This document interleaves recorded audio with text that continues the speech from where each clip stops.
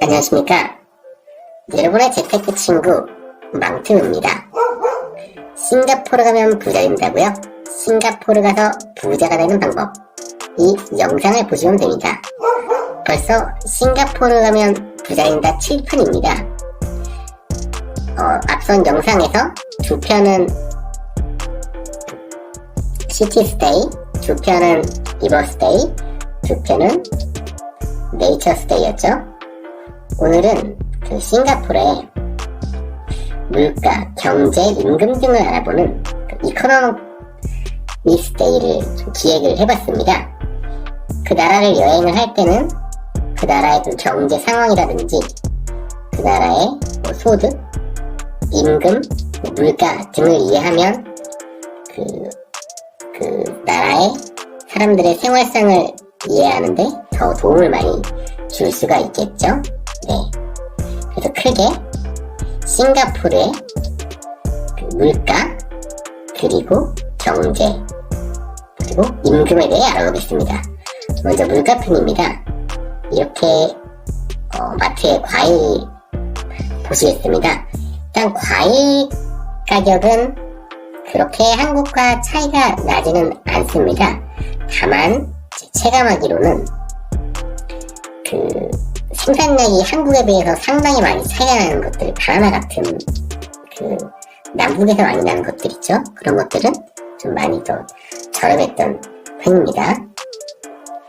그리고 싱가포르에서는 싱달이라고 해서 싱가포르 달러를 쓰는데 약 1달러에 1,000원 정도로 이제 보시면 됩니다.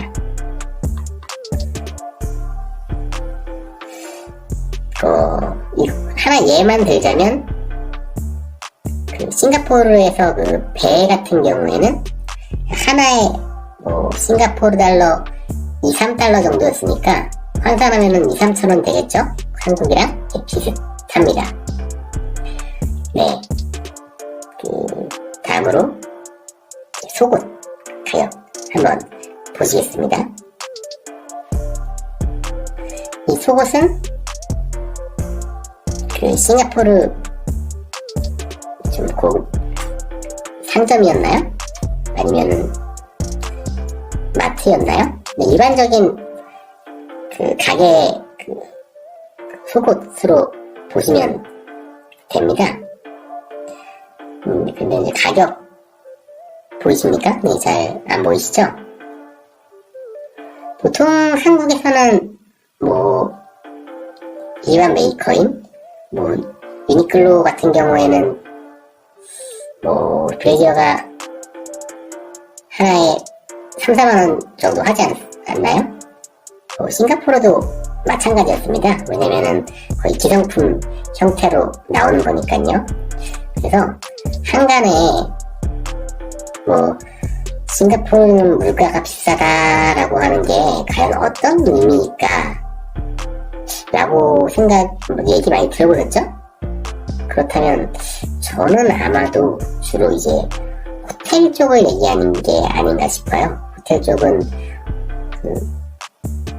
아무래도 시내에 몰려 있다 보니까 1박에 50만, 60만, 100만까지 하는 그런 호텔들이 상당히 상당수니까요. 이 호텔들 상당히 비싸 보이죠? 자, 그러면 세 번째로 음식 좀 한번 볼게요. 이 영수증은 그때 저희가 센토사의 실로소 비치에서 피자 사 먹을 때 그때 이제 금액인데요. 하나만 볼게요. 하이네켄이죠. 하이네켄 생맥주 600ml가 싱가포르 달러로 18달러다 라고 한다면 약 18,000원 정도 600ml에 파는 건데 좀 비싸다는 느낌이 들지 않으신가요? 한국은 맥주 하이네켄이 생맥주가 600ml면은 이 금액보다는 좀 작지 않나요? 만원대 초반 정도로 기억을 하는데 물론 여기는 관광지기는 합니다. 다음에 피자 보겠습니다. 피자가 25달러니까 약 25,000원이죠. 피자는 약간 비슷하네요. 그리고 여기 보시면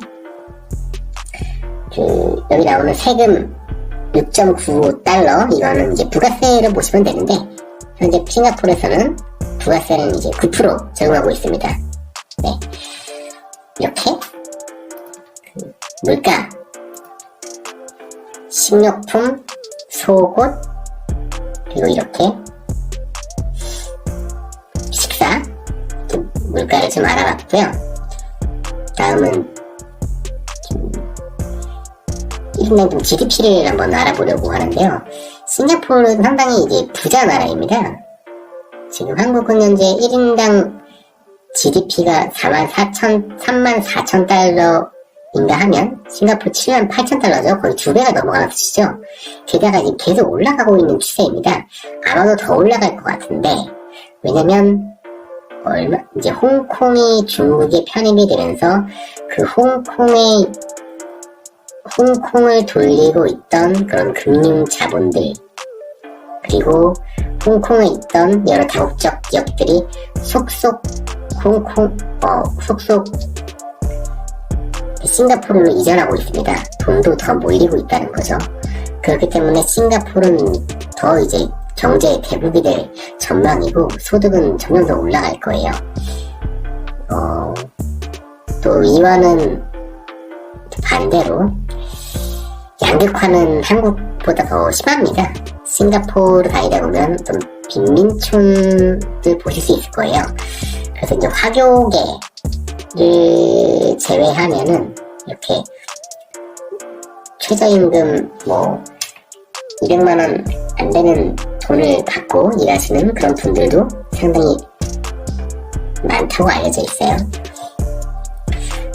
세 번째로는 임금에 대해 알아보겠습니다. 얼핏 한국에서 볼 때는 그 싱가포르의 그 기업의 임금이 그 근로자에게 주는 임금이 좀 높다고 많이 알려져 있는데, 오늘 좀 정리를 한번 해볼게요. 한 조사에 의하면 대기업 말고 중견기업 기준으로 해서 초봉은 한국 기업 기준으로 한 3천만원 정도고, 한 대리급이죠. 한 5년차 정도는 5천만원, 또 과장급 한 10년차 정도는 7천만원 정도로 알고 있습니다. 물론 대기업이나 글로벌 기업들은 여기서 곱하기 1.5배 또는 2배 정도 하면 되겠죠. 아무튼 이게 한국보다는 약간 높은 수치예요. 그런데 다른 점이 무엇이냐면 세금, 소득세죠. 한국은 소득세가 높지 않습니까? 되게 누진적이어서 소득이 높아지면 높아질수록 그 세금을 많이 떼어가게 되죠. 높은 경우는 40% 이상까지 떼어가게 되죠. 그런데 싱가포르도 물론 누진적이긴 한데, 그게 이제 10%, 누진적이어도 10% 미만이고, 소득이 낮은 경우에는 거의 5% 미만으로 알려져 있습니다. 그래서 또 한 조사에 의하면 한국과 싱가포르에서 근무를 할 때를 비교해 보면 싱가포르에서 2개월치의 월급, 그러니까 신입사원 기준입니다. 2개월치의 월급을 한국에 있을 때보다 더 받는다고 좀 알려져 있습니다. 이해가 되십니까? 한국에서 12개월 월급 받는 거를 싱가포르에서는 14개월 받는다고 생각하시면 되는 거죠. 근데 한편으로는 복지가 많이 약합니다. 물론 정부에서 관리하고 있는 기금이 있는데 거의 반강제로 가입해야 되는 기금이 있습니다. 그런데 그렇게 기금을 내고 나중에 좀 그거를 이제 이윤을 쳐가지고 좀 환급해주는 형태인 건데, 한국의 의료보험 시스템에 비하면 상당히 약합니다. 그래서 어느 나라가 임금이 높다, 살기에 편하다 정도를 말하기는 애매한데, 좀 영어를 잘하고 좀 그런 다국적 기업에 좀 관심이 있고 좀 글로벌한 시간을 가지고 싶다, 그런 분들은 한 20대 정도 때 한번 취업을 싱가포르 쪽으로 생각을 해보시는 것도 괜찮겠습니다. 네, 여러분, 오늘은 또 다르게 싱가포르 여기저기 구석구석을 다니는 것이 아니라 싱가포르의 그 경제를 좀 알아봤습니다. 이코노미 데이라고 해서 싱가포르의 물가, 그리고 경제, 그리고 임금 부분에 대해서 간략히 알아봤습니다. 이렇게 망튜브는 여러분의 마음의 부자를 만들어주는 재테크와 함께 하겠습니다. 그러면 망튜브 이제는 구독 눌러주실 거죠?